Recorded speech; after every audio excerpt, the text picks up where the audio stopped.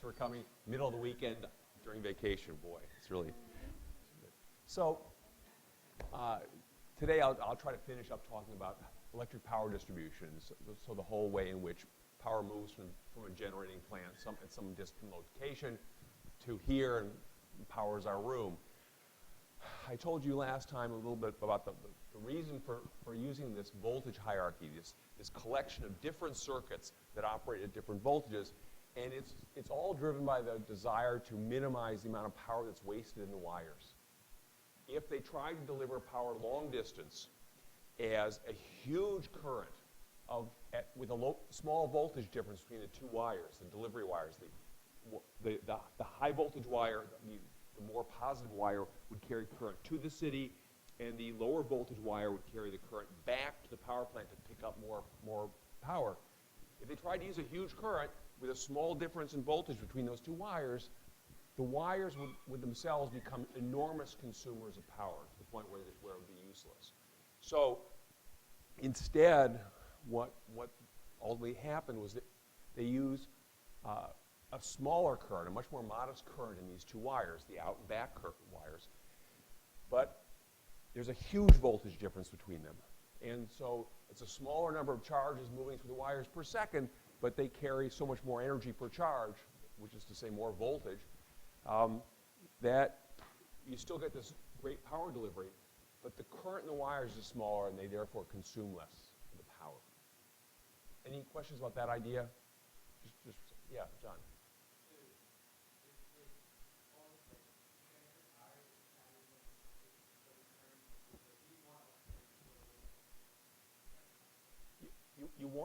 They want to use as little current as possible, but they still need to deliver an enormous amount of power because the city consumes a lot of power. So how can you use a small current and still deliver lots of power? Well, how you do that is make the voltage difference between the two wires enormous.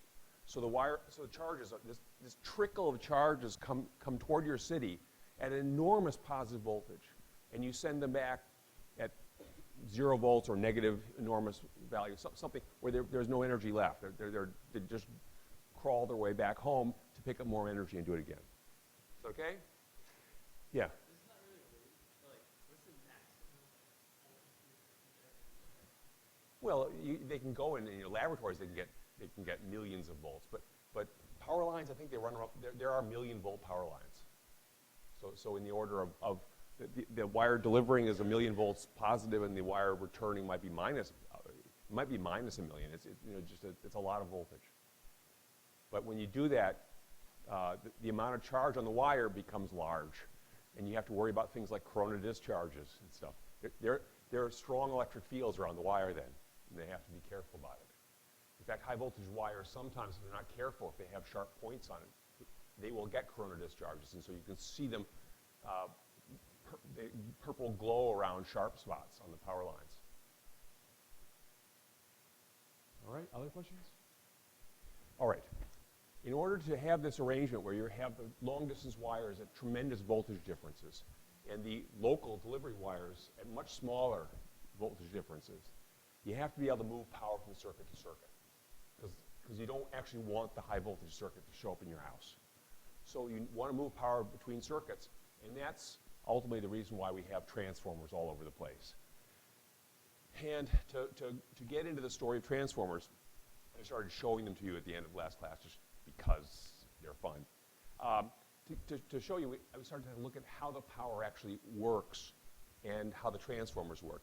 First off, transformers don't work properly, they don't work at all, with what's called direct current. Direct current is current that always goes the same way through a wire.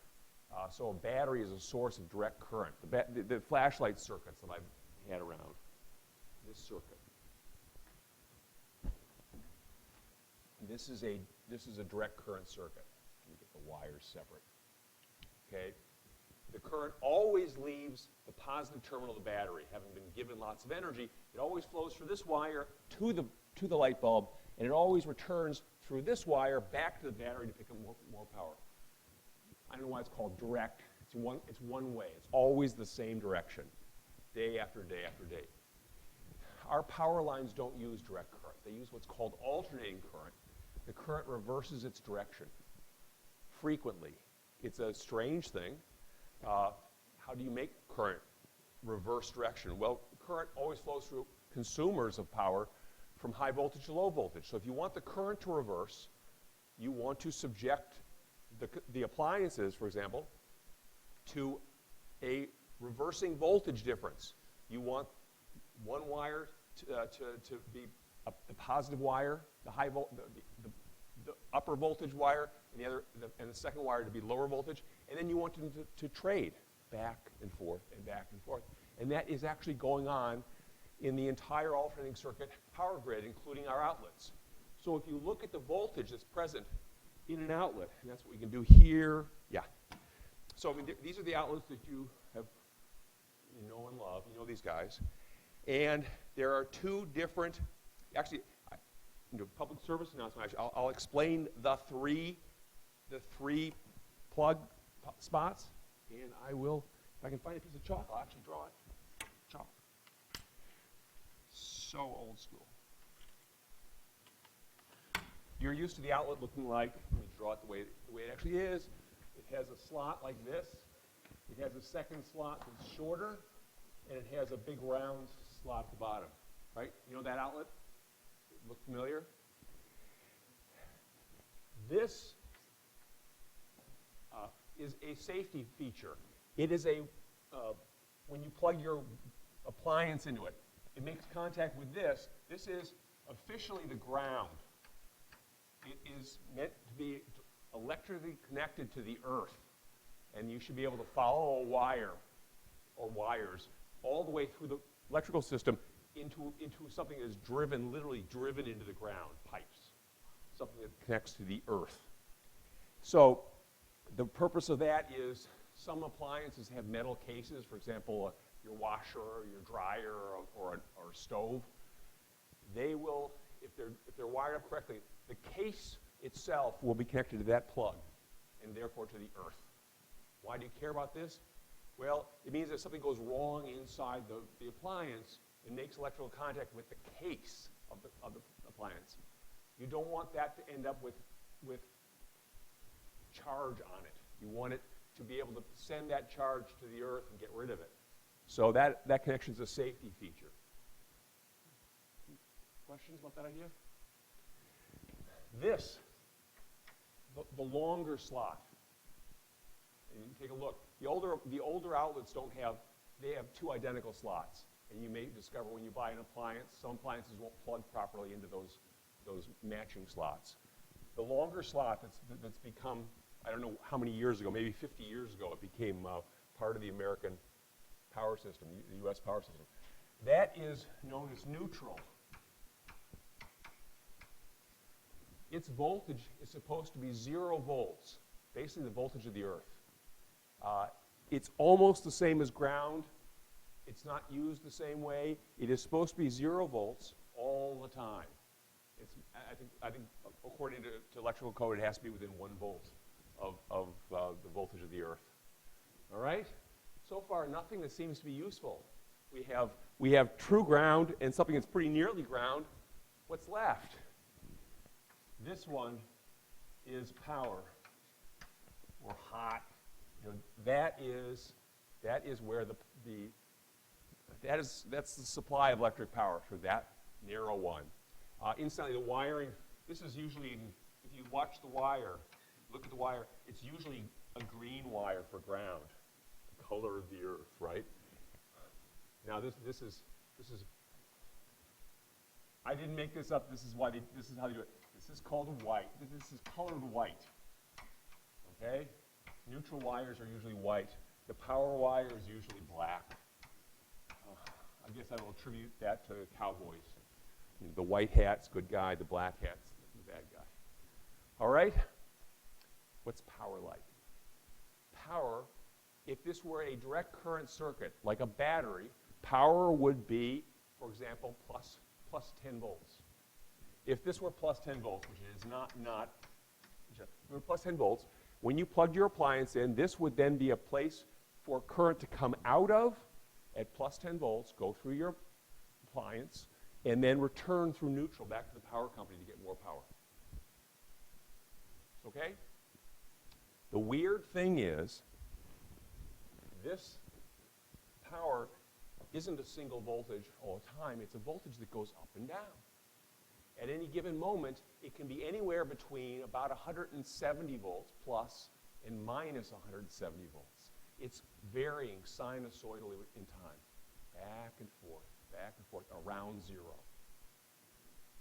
So there are times when it's at positive voltage when current will love to flow out of it through your appliance, drop off energy, and return to through neutral back to the power company.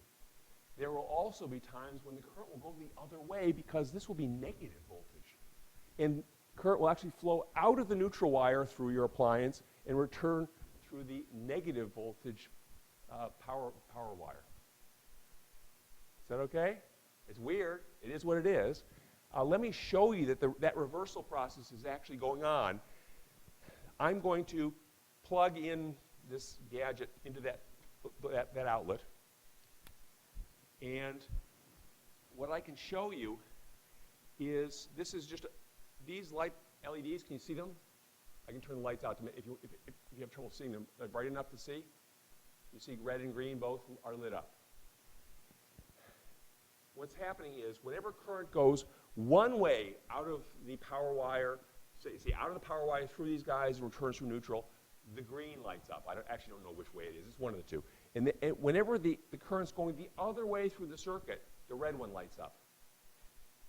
And you might say, well, they're both on all the time, right? But if I move them, you can see they're blinking. Can you see that they're blinking, or do you need to dim the lights?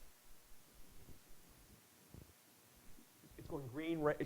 Let me. Of course, there's so many lights to it still works. Yeah. Let me. If I can you see that they're going alternately red and blue? Red and green, red and green, red and green. The current's actually going back and forth. Yeah. Yeah. Why does moving it expose that? It's because when I hold them steady, your eyes see the red. Persistence of vision means that you see the green. It's hard to see the green winking on and off.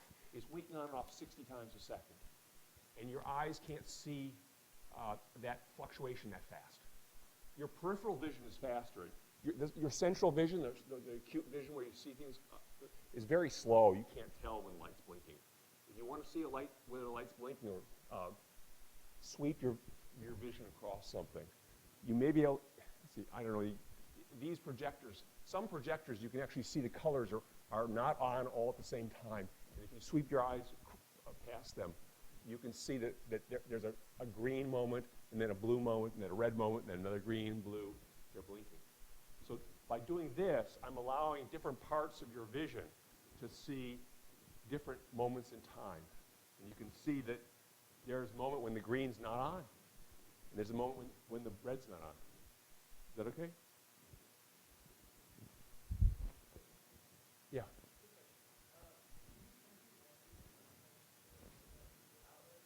Yeah. Let me just get this tone down. One. This is a problem with two lights. Okay. So the reason you can see why you need these two wires. Those create the full circuit. You need a circuit to deliver power, right? You can have the charges come to your appliance at high voltage, drop off their power, but you got to send them back to get more power. So you send it back to the second wire. So you need these two guys. And the fact that this one's voltage is always at near zero, this one's going up and down and up and down and up and down. So current's going back and forth. That part okay? No questions about that? This guy, the ground wire, is never meant, it should never carry any current. No charge should go into it or out of it. However, there are occasions when things go haywire inside your stove, for example. Suppose your stove broke and the power wire inside touched the body of the stove. Well, then if you were to touch the body of the stove, it would be the same as touching the power outlet, touching that power wire. It's no different from just sticking a paper clip into that slot. If you're not touching anything else, you're probably fine. Positive charge will go onto you, and then leave, and you get negative charge on you. Then you get positive charge, and you get negative charge. The amount of charge going on and off through your hand will be very, very small, and no big deal. But if you reach out and touch a pipe, then charge from this wire will flow onto you, through you, leave by way of the pipe, and be replaced by more charge. Current will begin to flow through you, and you'll be in trouble. So by having the body of the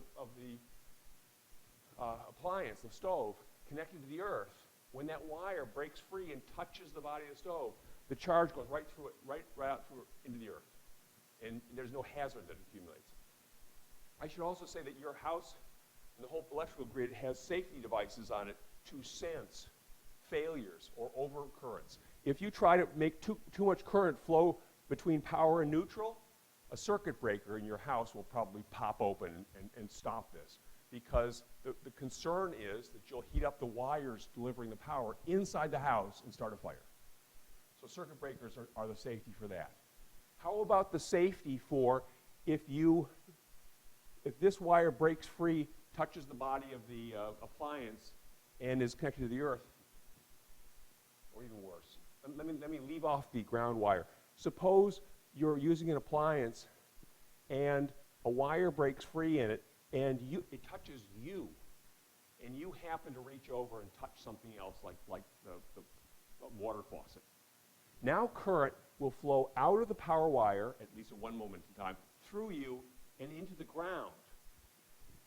That isn't what the circuit's supposed to be. The circuit's supposed to be the current flows out of the power wire, through the appliance, and returns through the neutral. So there are devices, and they're very familiar to you, the devices that have the test and reset button on them, what are called ground fault circuit interrupters, GFCI interrupters. You have them in bathrooms for sure. You know these guys, right?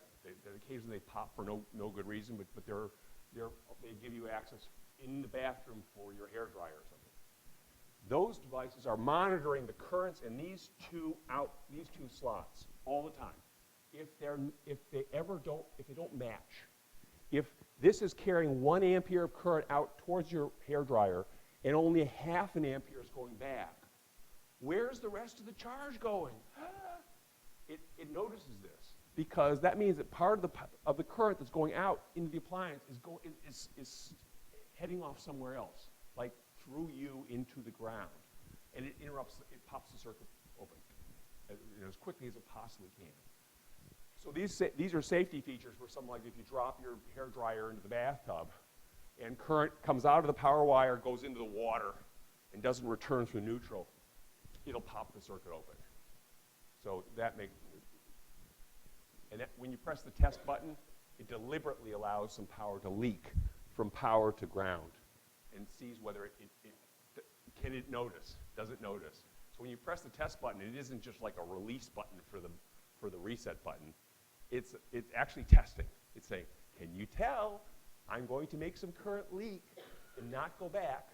And it presumably successfully discovers it. Yeah.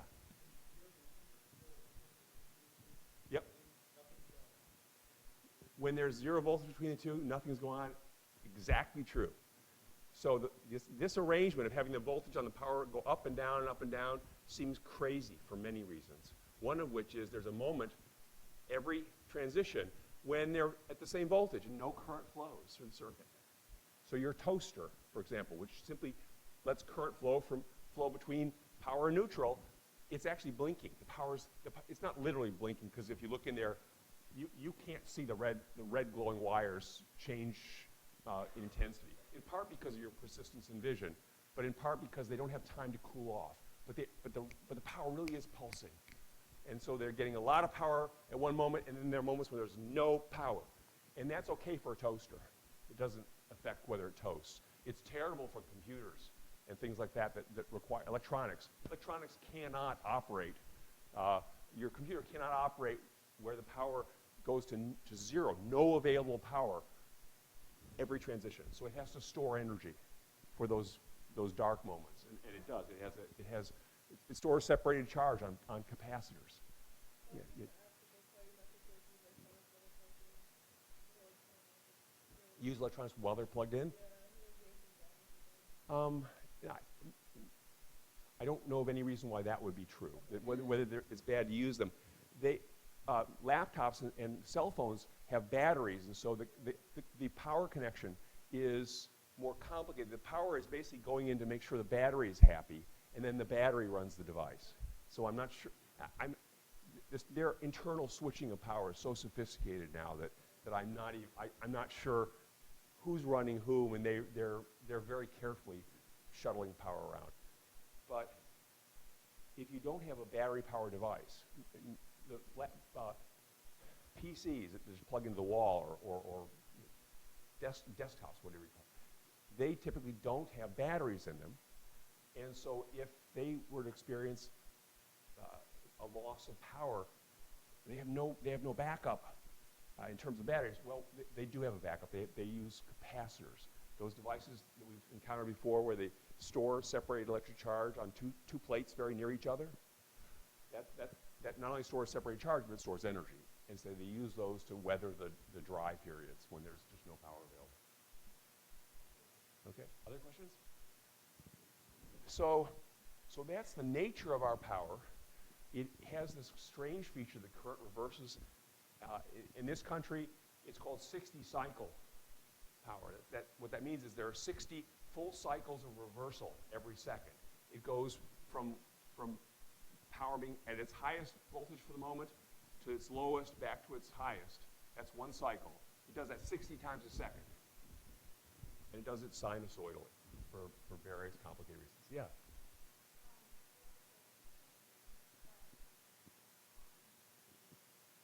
If a toaster is plugged in but it's not on, are you using any energy? Approximately no. I mean, it should be zero energy, because there's no complete circuit. In reality, a tiny amount of current is flowing onto the wires. First, positive charge goes onto the wires, and then negative charge goes onto the wires, then positive. There's no complete circuit, so it doesn't actually make the full transition. But the act of sending charge out the wires and then withdrawing it, sending it out, in principle wastes a little bit of energy because the wires are not perfect conductors. So you're down into the billionths of a watt, but okay, it's not quite zero. Is that okay? There are a lot of appliances that truly do use power when they're not on. So if your toaster is a mechanically triggered toaster, you press the switch, it uses, for all practical purposes, it uses zero power when you don't have it on. But our world is so full of electronic devices that have computers and stuff in them that are sort of waiting for you to do something, like press the on button. Those do use power all the time. And we apparently waste something like 3% of our generating capacity just powering devices that are doing nothing, that are just sitting there waiting for the command to turn on. So people are trying to solve that kind of problem. It's a significant consumption of power. Just on your television is never really off. Yeah, Rachel?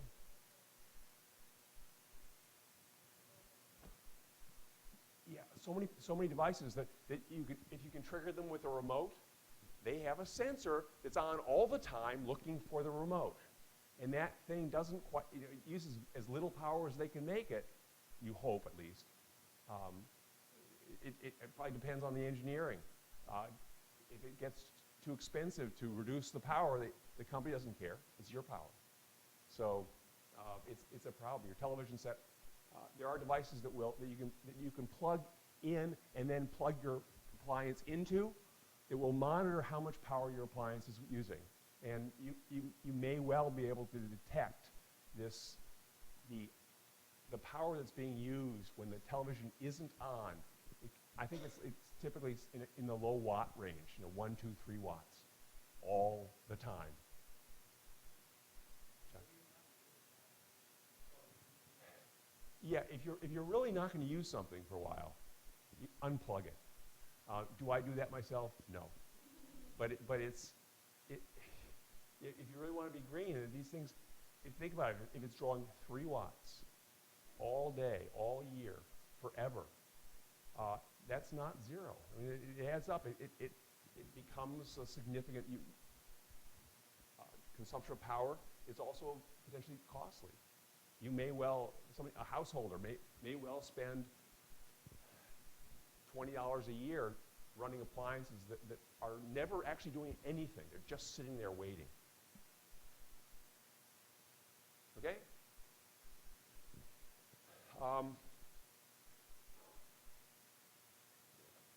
So that's the alternating current. Now, why in the world do we use alternating current? We use alternating current, and this is just more of what what I've said before. We use alternating current not because it's complicated, but because it allows the use of transformers, which is the last lines in this. A transformer is an electromagnetic device that, in its simplest form, is part of two separate circuits. It has two coils of wire in it and a magnetic structure between them. And one coil is part of one circuit, often called the primary circuit, from which the transformer receives power. And it's got a second coil, part of a second completely separate circuit, to which it delivers power.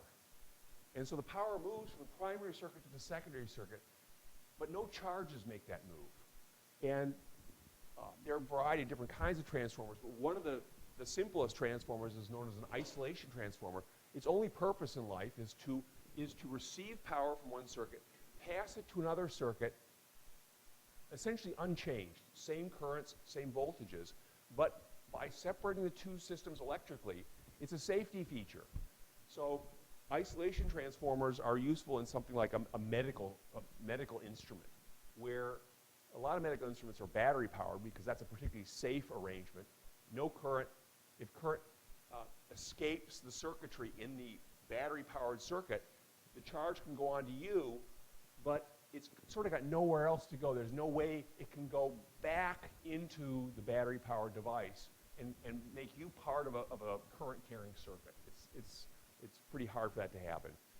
If you plug a medical instrument into a wall, now there are ways charge can go through you, through stuff that you touch, and may be able to complete a circuit and go round and round and round and drive a dangerous current through you.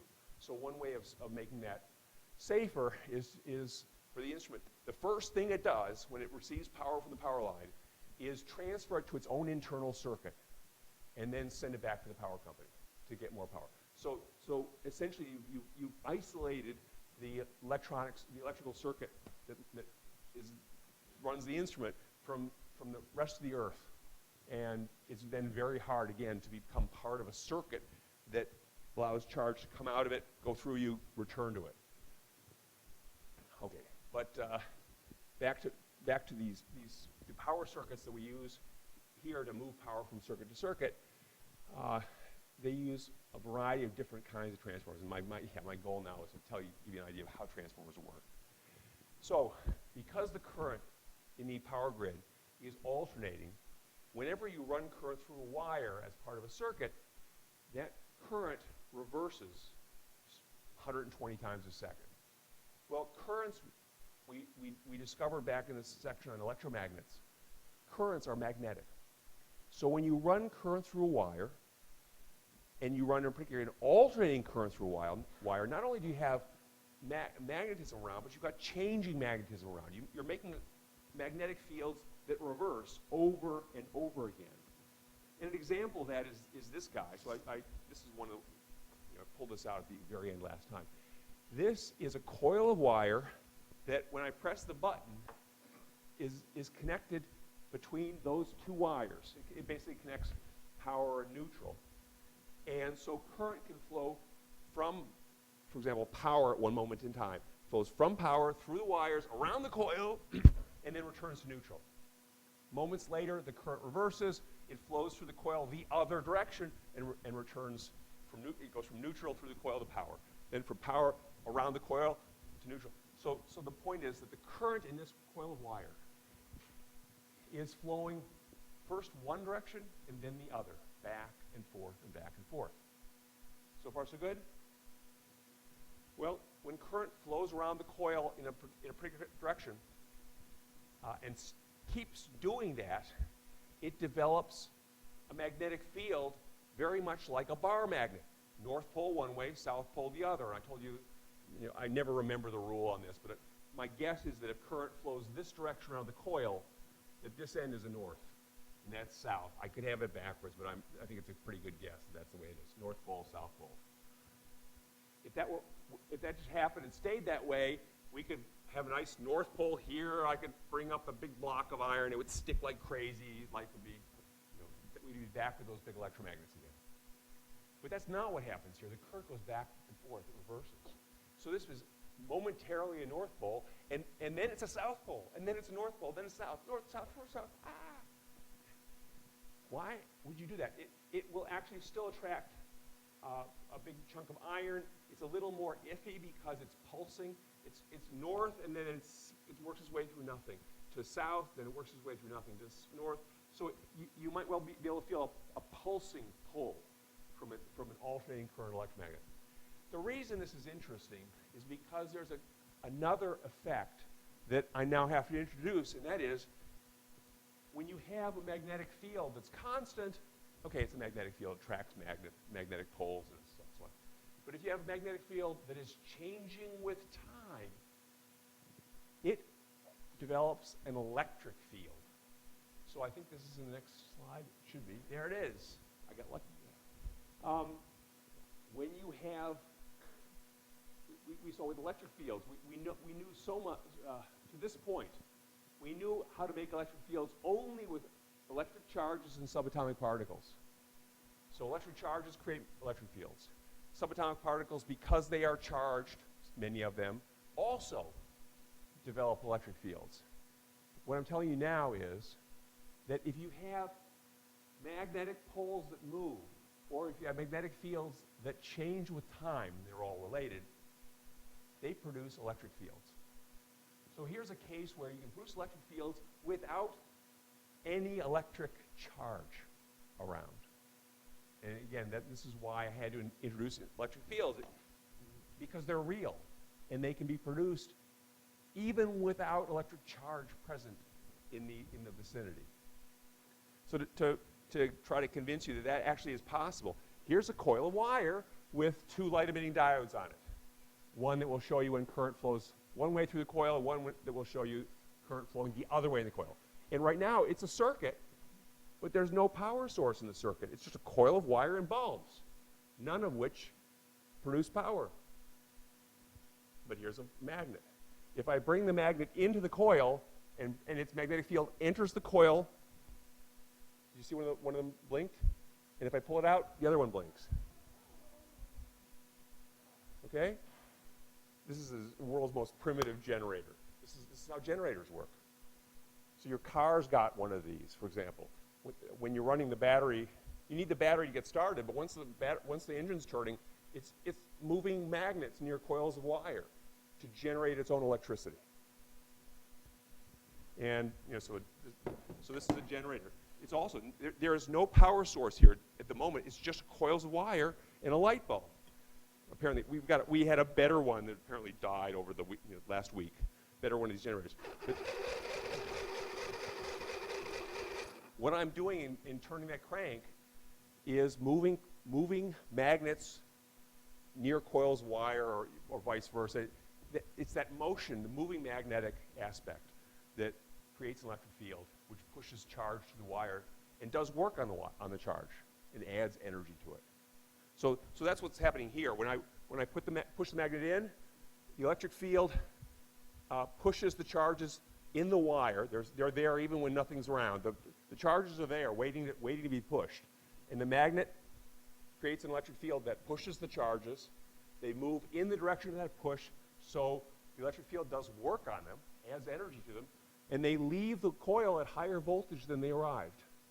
And they then go through the LED and release the energy that they were given. Questions about this idea? So if you can change a magnetic field near a coil of wire, you can get the electric field that accompanies a changing magnetic field, can do work on charges, add energy to them, make them flow through the wire and leave with more energy than they had. And that's how this works. So this is just a coil of wire. Again, it's another seemingly stupid circuit with no power source in it, just a coil of wire and a light bulb. And how are you ever going to get any energy into this system? Well, you do it by exposing this coil of wire to a changing magnetic field, which is accompanied by an electric field then, and the electric field pushes current around. So that's how the power is moving. So this now is a transformer. You know, it's not a very well-designed one, but it's good enough. The changing magnetic field here is creating a changing magnetic field. The alternating current in this coil is creating a changing magnetic field, fluctuating back and forth. That changing magnetic field creates an electric field, which in turn does work on the charges, pushes them harder and harder through the wire. They come out with lots of energy. They flow through the filament, give up that energy, and return through the circuit for more. Okay? The current that was flowing through this coil is also an alternating current. This current alternates, and you end up with, it's all alternating current. The actual way in which a transformer works is, I'll show you another transformer here, because this is a more conventional shaped one. Two coils of wire sharing the same magnetic environment. How do you make them share the same environment when they're physically so separate from one another? You wrap them around an iron that completes its triple. The iron is a ring that goes all the way around these guys. This coil and that coil are nearly identical, except this coil you could physically drag this coil over, flip it upside down, and superpose it over this one, over the second one. They're essentially the same. They're almost identical coils sharing the identical electromagnetic environment. And just to turn this guy on, the power is moving from this circuit to this circuit by way of the shared magnetic environment. This loop-shaped chunk of iron is being magnetized first one way, then the other, then back and forth and back and forth. It is incidentally made of a very soft magnetic material. You don't want to magnetize it and have it stay magnetized. You want it to forget it instantly. So it's designed and every aspect of it is made to be a very soft magnetic material. And one last complication to talk about. Well, I'm not going to do it. The full story of how a transformer works is actually much more complicated than most physicists understand. We all wave our hands and go, well, of course, changing magnetic field makes an electric field. It all works out just fine. Isn't this great? In reality, there are actually conceptually three separate currents flowing in this story. Two of them are flowing through the primary circuit, which is the source of power for this transformer. And one of them is flowing through the secondary circuit, which is the consumer of power that carries power to the light bulbs. The two conceptual currents that are flowing through the primary circuit differ from one another in concept. One of them is called the magnetizing current. Its role in this story is to create that fluctuating magnetic field. It actually does not consume electric power. Magnetizing this guy consumes no power, and right now there's only that one current going on, the magnetizing current. This core is still being magnetized first one way, then the other, back and forth, and that's going on. Why doesn't this consume electric power? It turns out that the voltage difference across that coil and the current that's flowing through that coil are not synchronized in the simplest way, not as they would be in a toaster. They're out of phase, it's called, and I don't want to say too much about that because we'll just get lost in it. But it turns out that energy is coming out of the power line, going into magnetizing the coil, and then when it demagnetizes, the energy goes back to the power company. So it's not consuming any net power. Power is shuttling back and forth between these wires, through this wire, in and out, but there's no net consumption. Is that good enough? Can you imagine that you're magnetizing and then demagnetizing, magnetizing and demagnetizing, and the energy doesn't stay here. It's not actually being gobbled up. The same happened here. It's magnetizing and demagnetizing, but the energy's not staying here. It's not accumulating. You don't get any net power flow from the power company into the transformer until you start consuming power at the other end. Now there's that second conceptual current flowing through these wires. It's called the load current. It's there because you're consuming power. And the more power you consume over here, the bigger that load current becomes. The load current sees this device as just light bulbs, consuming power the old-fashioned way. High voltage current flows out at high voltage and it returns at low voltage. Energy is being consumed. So from that long harangue, what you take away? Just the transformers have some sophistication to them that allows them to move power from circuit to circuit. They're very sensitive to, is the secondary circuit, this circuit over here, which is electrically separate from this circuit, the primary circuit, is the secondary circuit consuming power? If so, the primary circuit will begin consuming power from the power company to match. Consume 100 watts here, the power company's going to have to send 100 watts to the primary coil to pass through the transformer. All right. Any questions about that before I just leave it? I'll get lost. You can read about it in the book. I've got it all in there, and I've got video figures talking about it. But it's too complicated to do in live. Okay. This coil has a certain number of turns in it. The number of turns is how many times does it circle the magnetic environment. This one does as well. If the coils have the same number of trips around the magnetic environment, the energy that's consumed in the primary circuit and passed along to the secondary circuit moves, the voltages are the same. Now I'm lost in the details here. This has a 120 volt alternating current voltage drop on it. 120 volts means that on average, by a certain type of averaging process, there's about 120 volt difference between the wire that carries current to the primary coil and the wire that takes it back. About 120 volts in difference. If the coils have the same number of turns, the charges leave this coil for the light bulbs at a certain voltage and return it at a certain voltage. That difference is about 120 volts as well. The point, again, what's the takeaway here? If the coils have the same number of turns in them, the voltage drop across the primary is equal to the voltage rise across the secondary. The secondary coil becomes a source of electric power at the same voltage that the primary coil received electric power. Is that okay? What if you have more turns in the coil, in the secondary coil? Well, if you have more turns, that is the charges get to be pushed by electric fields, because there's an electric field here caused by the changing magnetic field. If the charges have more opportunity to circle that magnetic structure and be pushed forward and have work done on them by the electric field, they will leave the coil at a larger positive voltage.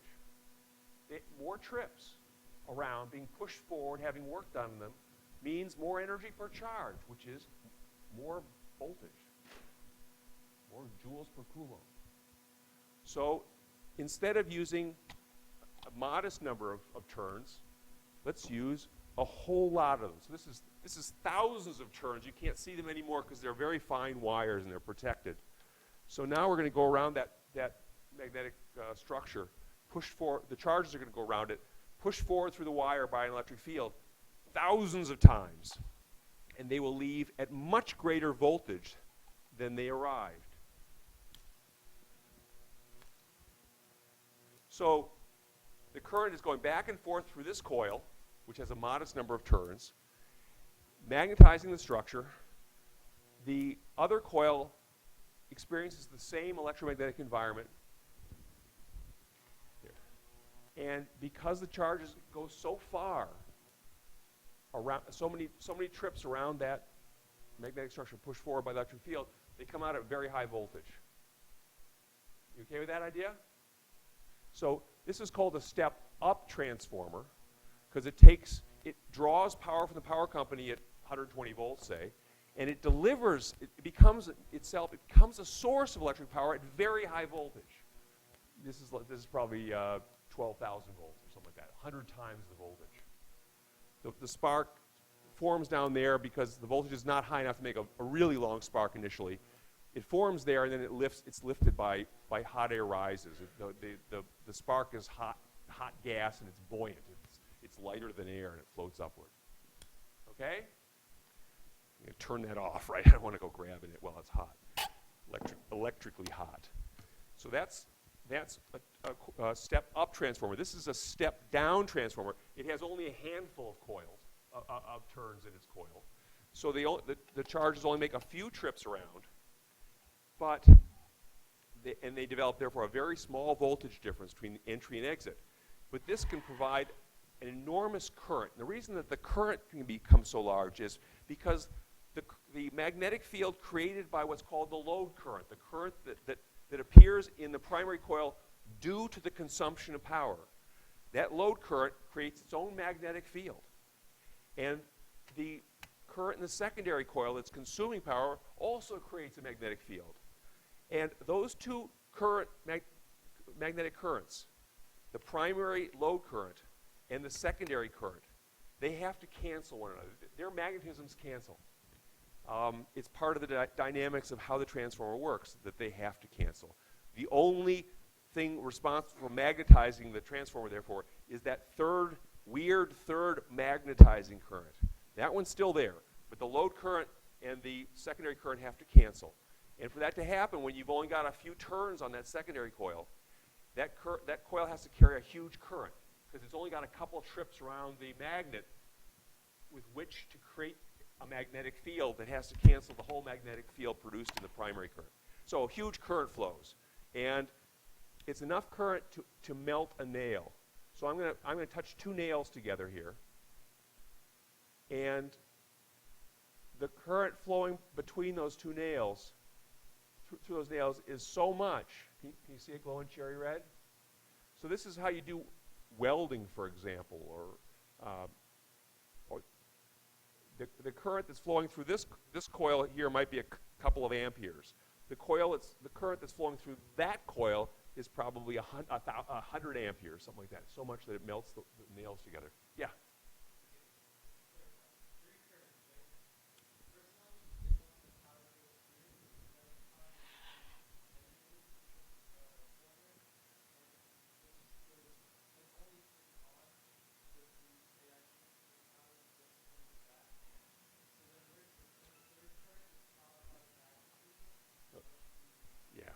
Yeah, I mean, it was a very complicated notion, which I'll try to finish up here at the end for you. The three currents are these. The first current is if I were to turn this on, I'm not going to do it. The first current's only responsibility is creating the fluctuating magnetic field. It's called the magnetizing current, and it draws no overall power from the power company. It magnetizes the magnet, because everything's alternating, it magnetizes and then unmagnetizes. Magnetizes, unmagnetizes, back and forth. So the current energy actually does flow in, enters the magnetized structure, so power does flow in, but then it returns to the power company and back and forth. The power company is, in effect, is aware of this stuff because they can tell the energy is going in and coming back and going in and coming back. They know, oh, somebody's got a transformer plugged in. I mean, they don't literally go do this, but they can certainly detect it, and it certainly affects how they operate. So the power goes in and comes back. That's the magnetizing current. Is that okay with everybody? The other two currents, one of them is very straightforward. It's the current in the secondary, taking power out of the transformer and letting it be consumed by light bulbs or a spark or whatever. That's the secondary current. But that power coming out of the transformer has to be paid for by power going into the transformer. And that power comes in by way of the load current in the primary. It's a second, conceptually distinct current coming into the transformer through the same wires as the magnetizing current. What distinguishes it is a complicated issue. It's the relationship between voltage and current. The relationship between voltage and current, the synchronization between voltage and current is different for the magnetizing current than it is for the load current. One's together. Load current, the voltage and current are together. Whenever the voltage is high, the current goes out. Whenever the voltage is low, current comes back. They go together. That's the load current. The magnetizing current's weird. They're out of phase with each other. The voltage is ahead of the current. They're not in sync quite the same way as normal. And that's how the energy's going back and forth. It's sloshing back and forth. Anything else I wanted to show you here? Just the toy at the end, just because I can do it. This guy is a transformer. It has a primary coil, which has only 8 turns in it. It has a secondary coil that has probably 1,000 turns in it. And they share the same electromagnetic environment. There's no iron in this. They just are near each other. But when this guy sends its current, and it runs on alternating current, but very fast alternating current. Goes back and forth 1,000,000 times a second. And as the current goes back and forth in this, there's a magnetic field. The magnetizing current's there. This guy becomes a consumer of electric power, not because it's part of any obvious circuit, but because it simply sends charge out into the air. So the spark gap is part of the structure that creates the alternating current, actually. So it's got a very high frequency alternating current. Low voltage.